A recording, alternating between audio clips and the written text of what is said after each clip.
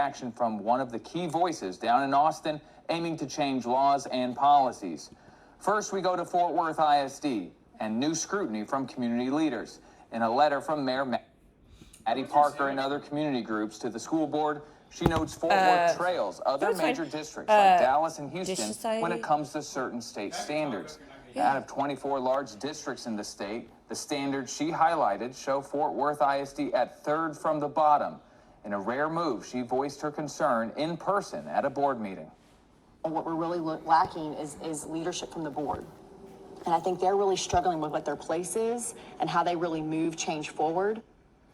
In a response, the new president of the board, Roxanne Martinez, wrote us in part, "Our board is fully committed to a close partnership with the city, ensuring that Fort Worth ISD continues to prioritize delivering excellent instruction for all students together. We can rise to the challenges before us and strengthen our public education system for the betterment of our students, families, and community. I'm confident in the board's ability to adopt the newly developed strategic plan with clear goals, initiatives, action steps, and metrics.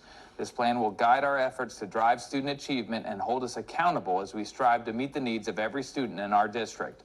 For context, the district did improve according to recent test results, just not as much as other districts.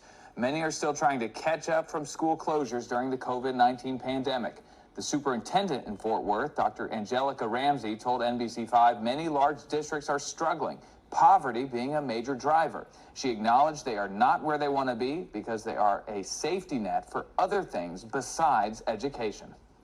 It's a great opportunity to ask all of them, help us, because we're doing everything right now from mental health services for families, providing free food, shoes, jackets.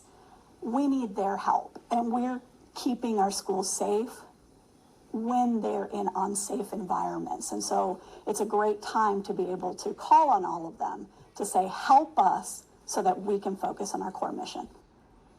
However, this latest information raises the stakes for Fort Worth ISD.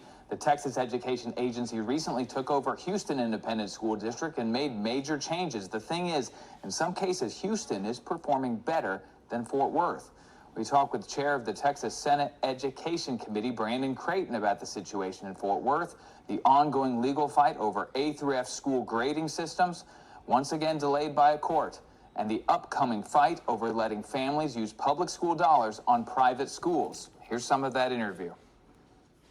I don't know in particular whether or not there would be a takeover of Fort Worth Independent School District. Again, I saw the mayor's comments, and the net of it is, since COVID, just a year and a half ago, out of 6 million public school kids, over 80% of them were performing below grade level at the 8th grade math level. So we just, if we're going to say that we're the #1 state in the nation for job creation, yet we allow status quo on that performance or lack of, then the only individuals we're hurting are the students. So am I hearing you correctly that maybe this isn't, you don't know yet if this is specifically a Fort Worth issue? It's happening in many places. That's correct. Okay. It's not just a Fort Worth issue. It's not, particularly tied to just one school district. But Fort Worth is a great example of how we have got to do better. And what we did last session, again, to replace curriculum, teaching methods, get woke out of the classroom, our efforts to provide $5 billion of new funding that teacher organizations and superintendents testified in committee that they would rather not have if 40,000 education savings accounts for school choice were to be created and offered for special needs kids and free and reduced lunch kids.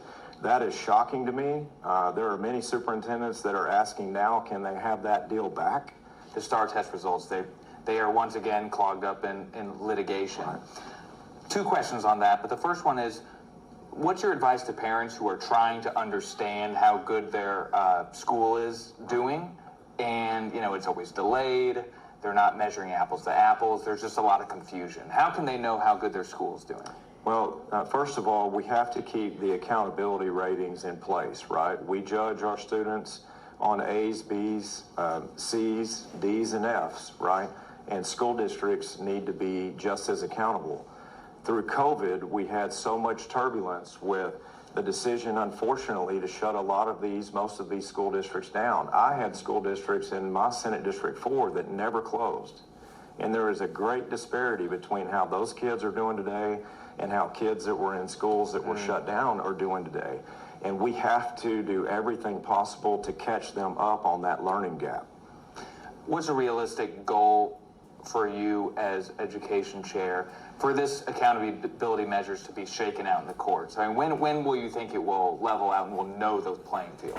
Well, the litigation, obviously I'm disappointed with it, right? Because we've had litigation before in this space and in this subject. But at the end of the day, in Texas and anywhere else, you can just about sue for any reason, right? And people are going to have their day in court. I just hope that it fast tracks, that we get decisions quickly, because every day that we're delayed in our innovative ways to reform education, lift up public schools and public school teachers, and also offer moms and dads choices, the students are the ones hurt, not the institutions, not the administrators. You mentioned it a little bit ago about the school choice voucher deal. More money for education savings accounts. Yes.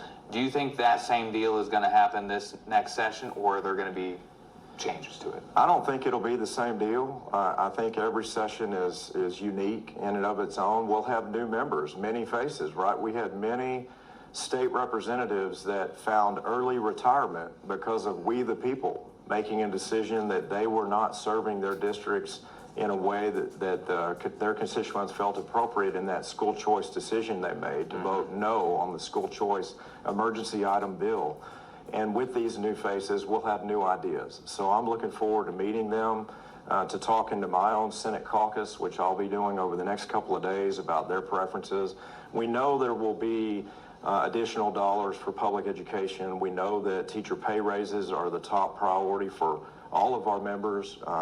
But how we arrive at the details and the components of those particular issues, it remains to be seen. The biggest advocates against doing that is the school districts and kind of the teacher groups that organize against that. I mean, will they have a seat at the table to address their concerns, or is it just going to be, let's count the votes, who has more? Personally, my door is always open to work with anyone, and our office is known that way in the Capitol. The American Federation of Teachers, AFT, coming into public hearings and saying they'd rather not have new education money or teacher pay raises if school choice were to have to pass. Yes, I would sit down with them, of course, and anyone else, but I would hope that they would be more measured in their opposition. Look, we'd be the 32nd state in America to expand school choice and have those that need it the most have some options. It's not a mandate. They can stay in their public schools if they're happy, and most kids will. But to be against moms and dads to have those choices for their kids, I can't imagine what lobby organization or individual stakeholders of special interest in the Capitol would ever be against that. And last year, a group of Democrats and rural Republicans defeated school choice vouchers in the Texas House. Upset the state was sitting on a $30 billion surplus that could go to current public schools. Now, some of them lost re-election during the primary, and Governor Abbott says he now has the numbers to pass the change. And it is only voter suppression and